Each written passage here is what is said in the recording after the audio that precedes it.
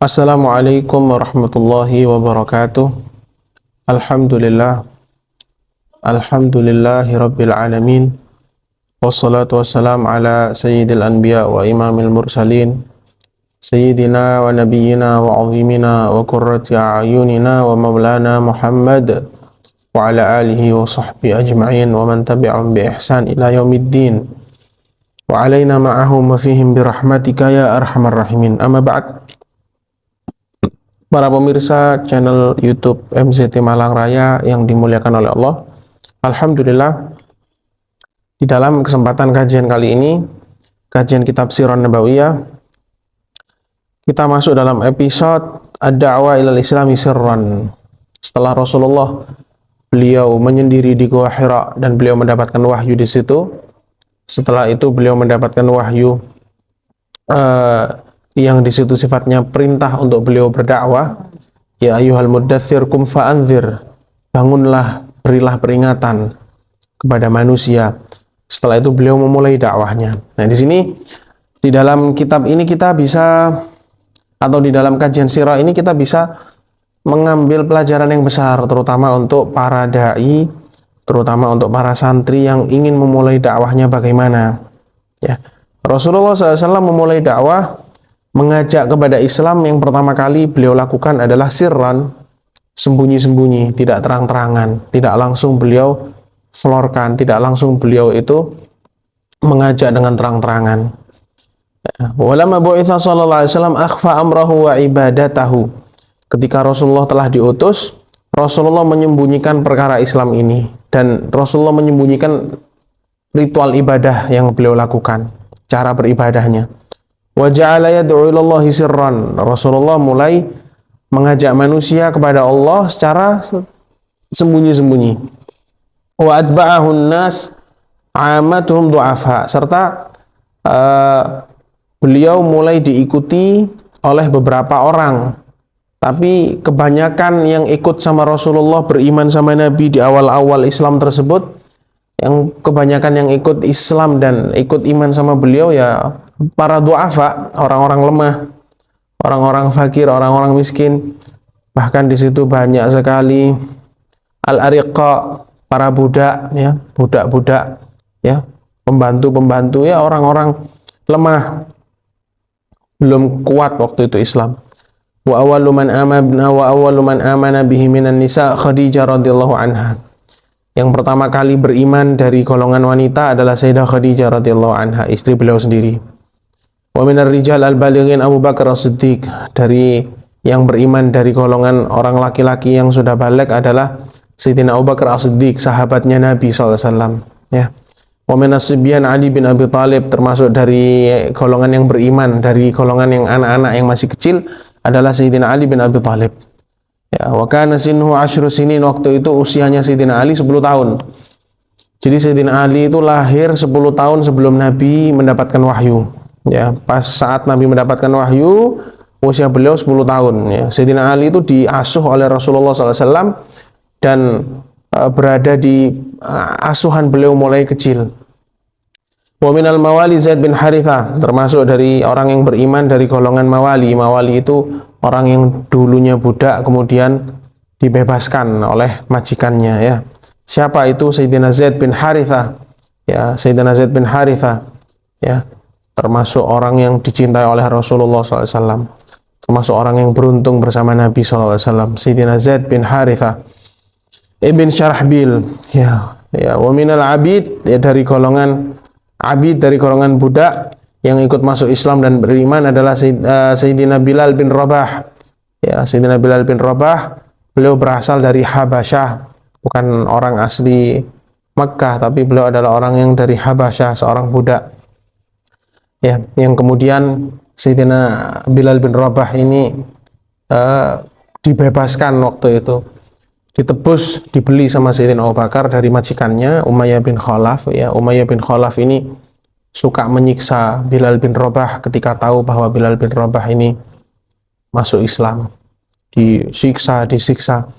Kemudian Rasulullah angen-angen kalau punya uang, kalau punya kesempatan untuk membebaskan Bilal bin Rabah, Rasulullah ingin untuk menebusnya.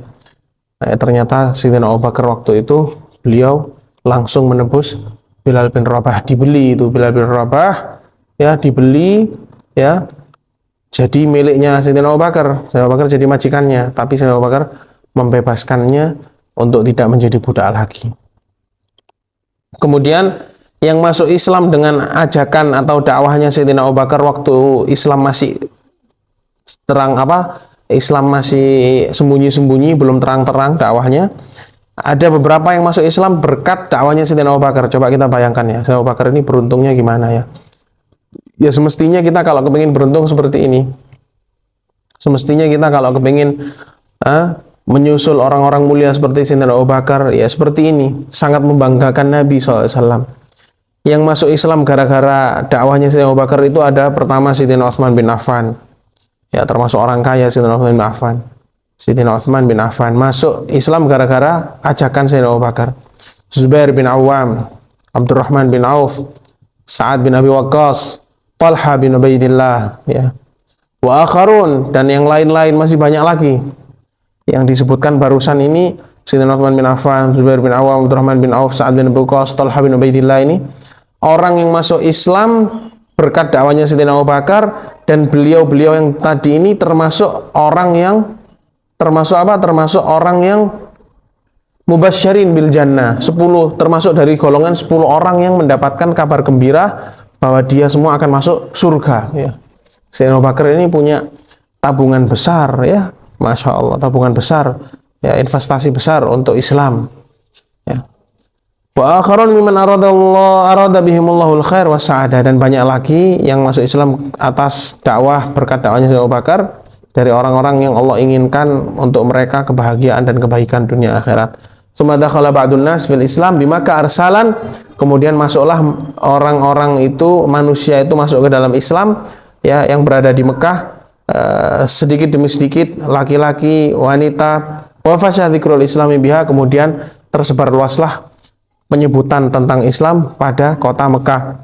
Ketika sudah seperti itu, mereka semuanya kebanyakan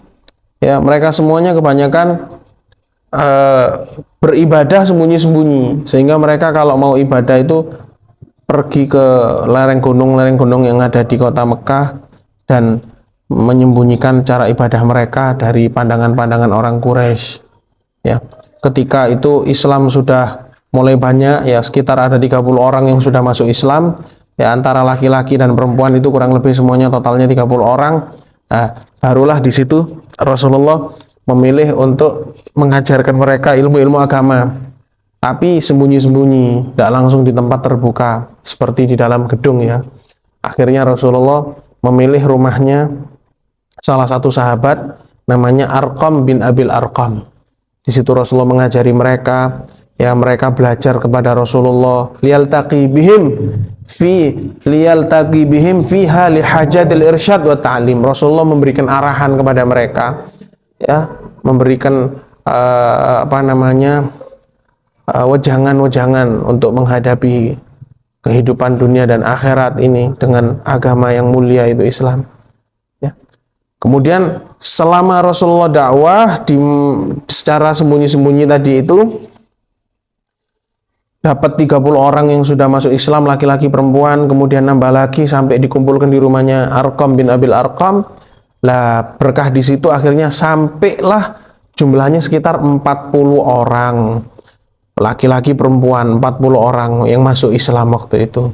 Ya, kebanyakan di antara mereka adalah orang-orang fakir, ya, dan budak-budak yang memang tidak dipandang di kaum tersebut. Maka ini sekarang dakwah secara sembunyi-sembunyi.